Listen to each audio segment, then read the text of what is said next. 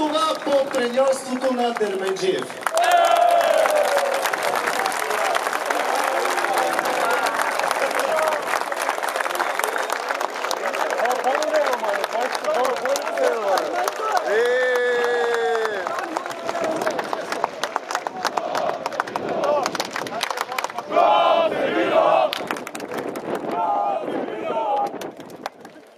Докато те разменят почести, фанелки, флуиди и всичко останало, което се случва в този горещ ден, аз ще ви кажа ние за какво сме се събрали тук, т.е. средствата за какво се събират тук.